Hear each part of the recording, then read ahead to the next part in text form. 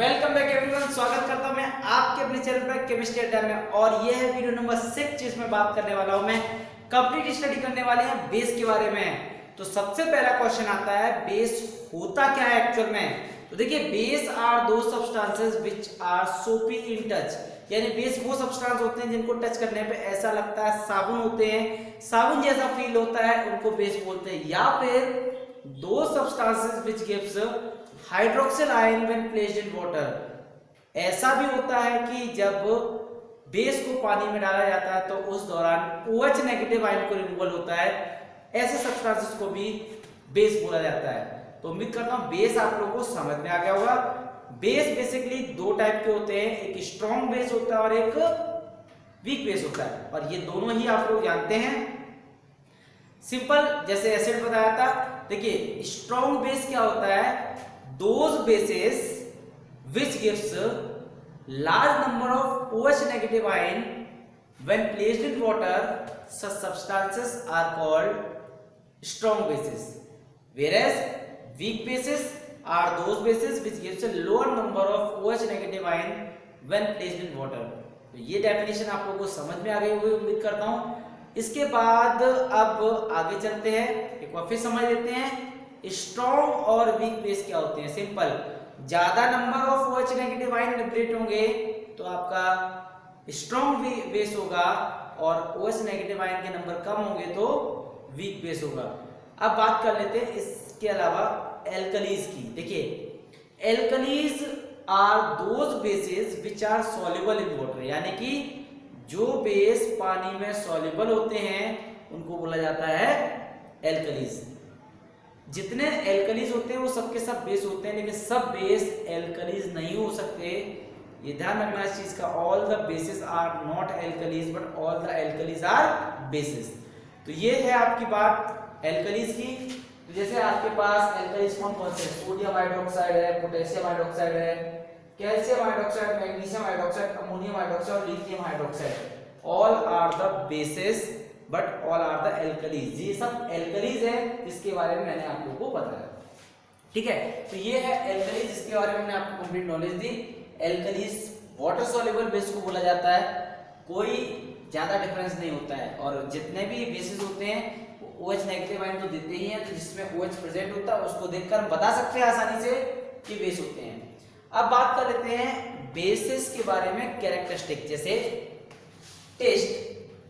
Test all the bases are bitter in taste, इनका जो test होता है बिटर होता है, सोपी इन टच होते हैं। अगला एक्शन ऑन द लिटमस। अब भाई लिटमस को क्या करते हैं, ये रेड लिटमस को ब्लू लिटमस में कन्वर्ट कर देते हैं जितने भी बेसिस होते हैं। एक्शन ऑन फिनोप्थलीन, जब फिनोप्थलीन की बात करेंगे तो फिनोप्थलीन कलरलेस होता है, जब बेस के साथ रिएक्शन करते हैं तो ये पिंक कलर का हो जाता है। और अगली बात करें कोरोसिव नेचर की, तो जैसे एसिड होते हैं वैसे बेस भी कोरोसिव नेचर के होते हैं, जिसके बारे में हम जानते हैं। जैसे एसिड कोरोट करते हैं मेटल्स को, ऐसे ही बेस भी सेम कोरोसिव नेचर के होते हैं। हाथ को, बॉडी के पार्ट्स को जला सकते हैं अगर ये डायरेक्ट कांटेक्ट में आ जाए। और अगला है कंडक्ट इलेक्ट्रिसिटी, क्योंकि बेसिस जो होते हैं वो इलेक्ट्रोलाइट की तरह काम करते हैं। पानी में डालने पर ये डिसोसिएट हो जाते हैं कैटायंस और एनायंस में, इस वजह से ये बिहेव करते हैं जस्ट लाइक इलेक्ट्रोलाइट, और जिसकी वजह से ये कंडक्ट करते हैं इलेक्ट्रिसिटी को। अब बात कर लेते हैं इनके अलावा, ये तो हो गई इनकी प्रॉपर्टीज। देन अब इसके अलावा हम बात करेंगे आपकी कुछ प्रॉपर्टीज और भी होती हैं, उन प्रॉपर्टीज पे थोड़ा फोकस कर लेते हैं। जैसे एक्शन विद एसिड, पहली एक प्रॉपर्टी और बात कर लेते हैं इसमें, एक्शन विद एसिड्स। यानी कि एसिड के साथ एक्शन में क्या होता है कि जब एसिड और बेस आपस में रिएक्ट करते हैं, सॉल्ट एंड वाटर आता है, जानते हैं आप, यानी कि न्यूट्रलाइजेशन रिएक्शन होता है। चलिए स्टार्ट करते हैं इसमें एक एग्जांपल के थ्रू। जैसे Al2O3 प्लस H2SO4। देखिए एक्चुअल में एल्यूमिनियम का जो ऑक्साइड है ये एम्फोटेरिक ऑक्साइड होता है, एसिडिक और बेसिक दोनों बिहेव करता है। तो ध्यान रखना, amphoteric oxides are those oxides which behaves like as acid as well as base. ठीक है, तो जब इसे एसिड के साथ रिएक्ट कर रहा हूं तो ये बेस की तरह काम करेगा, और बेस के साथ रिएक्ट करूंगा तो एसिड की तरह काम करेगा। तो ये आपको क्या देने वाला है, 3 मोल्स ऑफ H2SO4 आप लोगों को देने वाला है। क्या देगा वो, Al2SO4 का होल थ्राइस प्लस वाटर, यानी सॉल्ट एंड वाटर आप लोगों को प्रोवाइड करा देता है यहाँ पर। ये फाइनल आप लोगों को मिल जाता है ये रिएक्शन। सिमिलरली कैल्शियम हाइड्रोक्साइड, ये कैल्शियम हाइड्रोक्साइड को अगर मैं HCl के साथ अगर मैं रिएक्ट करा देता हूं तो देखिए एसिड एंड बेस, वो देख रहा सीधा सीधा क्या मिलने वाला है, CaCl2 प्लस H2O। बैलेंसिंग मैंने आप लोगों को पहले बताई हुई है, तो आप लोग फोकस करिए केवल रिएक्शन को समझने में। तो ये हो गया आपका एक्शन विद एसिड्स। अब बात कर लेते हैं दूसरी प्रॉपर्टीज पर। तो ये एक्शन विद एसिड्स के बाद आती है आपकी अगली property, reaction with metals. Reaction with metals, यहां पर हम लोग बात करने वाले हैं मेटल्स के बारे में। मेटल्स के साथ क्या रिएक्ट करके मिलता है आप लोगों को, तो देखिए जब भी आप मेटल के साथ रिएक्ट करते हैं, ये रहा मेटल आपका, यहाँ बेस हो गया, तो आप लोगों को क्या मिलने वाला है, यहाँ पर सॉल्ट मिलने वाला है और हाइड्रोजन गैस मिलने वाली है। ध्यान देना, जो प्रॉपर्टी एसिड की बताई थी वो सिमिलर प्रॉपर्टी बेस की भी होती है। जैसे अगर मैं जिंक को NaOH के साथ अगर रिएक्ट करता हूं तो देखिए NaOH बेस हो गया, जिंक आपका एक्टिव मेटल हो गया, तो क्या बचेगा, या जिंक हाइड्रोक्साइड बनेगा, और साथ में एक मिनट सॉरी, यहाँ जब आप रिएक्ट करते हैं तो रिएक्ट करने के बाद आपको Na2ZnO2 सोडियम जिंकेट बनेगा और साथ में वाटर बनेगा, सोडियम जिंकेट बनता है। ठीक है। दूसरा, अगर मैं यहाँ पर आपको सोडियम हाइड्रोक्साइड लेके चलता हूं, एल्युमिनियम मेटल के साथ रिएक्ट करता हूं वाटर के प्रेजेंस में, क्योंकि एक्वस के फॉर्म में आपको रिएक्ट कराना पड़ेगा। यहाँ पर सोडियम एल्यूमिनेट बनता है Na2AlO2 plus 3 moles of H2, ये हाइड्रोजन गैस। ठीक है। एक्चुअल में आप लोगों को ध्यान देना होगा, ये दो रिएक्शन इंपॉर्टेंट है जो बोर्ड में पूछ लिए जाते हैं, क्योंकि इनके प्रोडक्ट बिल्कुल हटके होते हैं। दोनों रिएक्शन आप लोगों को ध्यान रखना कि ऊपर मिलता है आप लोगों को सोडियम जिंकेट मिलता है, नीचे मिलता है सोडियम एल्यूमिनेट। तो सोडियम जिंकेट और सोडियम एल्यूमिनेट काफी इंपॉर्टेंट है, हटके है सॉल्ट, आप लोगों को ध्यान रखना पड़ेगा, ये काफी इंपॉर्टेंट है। सजेशन करता हूं आप उनको प्रॉपर्ली तरीके से तैयार करें। ठीक है। अब बात कर लेते हैं प्रॉपर लास्ट में, reaction with non metal. Reaction with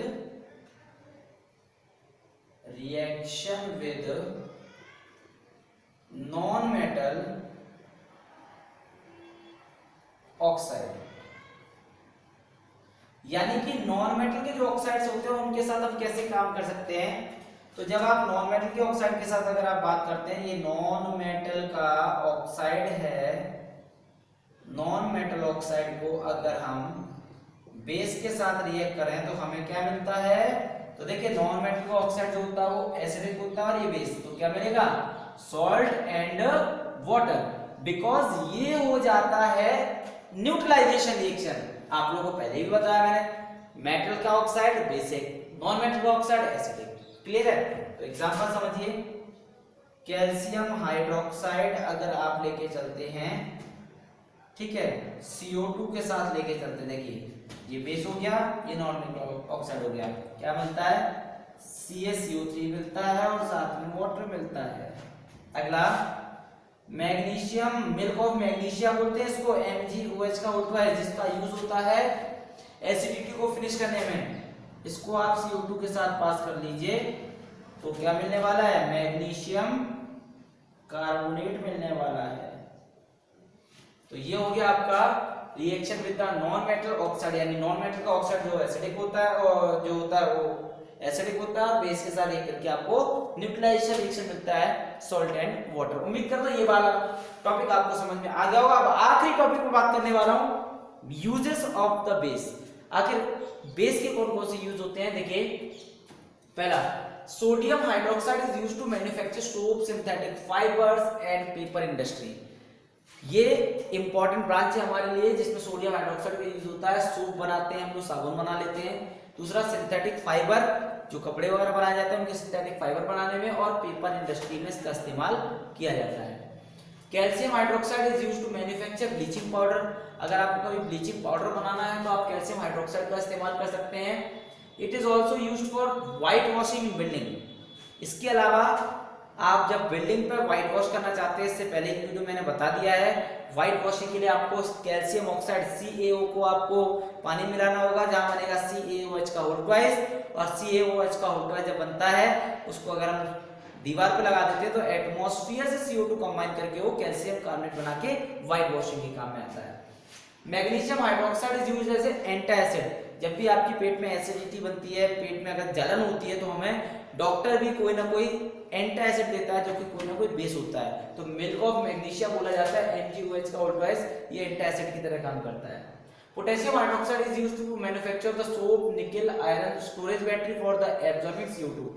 potassium hydroxide एक इलेक्ट्रोलाइट की तरह काम करता है निकल आयरन स्टोरेज बैटरी के अंदर, जहां CO2 को एब्जॉर्ब करने का काम होता है। अगला है Na2CO3 is used for washing soda and treatment for hard water. देखिए, जहां हार्ड वाटर का ट्रीटमेंट होता है वहां पर Na2CO3 मतलब सोडियम कार्बोनेट का इस्तेमाल होता है, जिससे पानी को सॉफ्ट बनाया जा सके कैल्शियम और मैग्नीशियम के आयंस को एक्सचेंज करने के लिए। सोडियम बाइकार्बोनेट का इस्तेमाल होता है बेकिंग सोडा। देखिए, हमारे खाने पीने की चीजों में बेकिंग सोडा का इस्तेमाल होता है, जिसके बेकिंग सोडा का इस्तेमाल करने के लिए भी आपको सोडियम बाइकार्बोनेट का इस्तेमाल किया जाता है, और एंटासिड सोडा इन सोडा एसिड, इसके अलावा फायर एक्सटिंग्विशर में भी काम किया जाता है। देखिए, सोडियम बाइकार्बोनेट बनाने के लिए इस्तेमाल किया जाता है, baking soda, baking powder, antacid, ये सब काम हमारे जो बेकिंग पाउडर होता है ये सब हमारे काम में आता है पर डे की एवरीडे लाइफ की यूज में। अब बात कर लेता हूँ आखिरी, और इसके अलावा फायर एक्सटिंग्विशर, जिससे आग बुझाई जाती है, उन इंस्ट्रूमेंट के भी अंदर भी आपके बेस का इस्तेमाल ही किया जाता है। चलिए अब बात कर लेते हैं ammonium hydroxide is used to remove grease from the cloth. देखिए, कपड़े अगर धुलने हैं और अगर बहुत ज्यादा ग्रीसी है, बहुत ज्यादा ऑयली है, तो आप उसमें अमोनियम हाइड्रोक्साइड का इस्तेमाल कर सकते हैं। In the dry cleaning, in the cleaning window pans, काफी ज्यादा चीजों में हमारे काम में आता है क्लीनिंग एक्शन में अमोनियम हाइड्रोक्साइड। तो उम्मीद करता हूं आपको ये कंप्लीट वीडियो समझ में आया होगा। वीडियो अच्छा लगा तो वीडियो को लाइक कर दीजिए, शेयर करिए फ्रेंड्स के साथ, और जो लोग चैनल पे नए हो प्लीज प्लीज प्लीज चैनल को सब्सक्राइब कर लीजिए, ताकि आप लोगों को आगे आने वाली हर वीडियो का नोटिफिकेशन मिलता रहे। उससे पहले आप लोग नोटिफिकेशन बेल को भी प्रेस कर लीजिए और ऑल के ऑप्शन को सिलेक्ट कर लीजिए। मिलते हैं आप लोगों से अगली वीडियो में। धन्यवाद।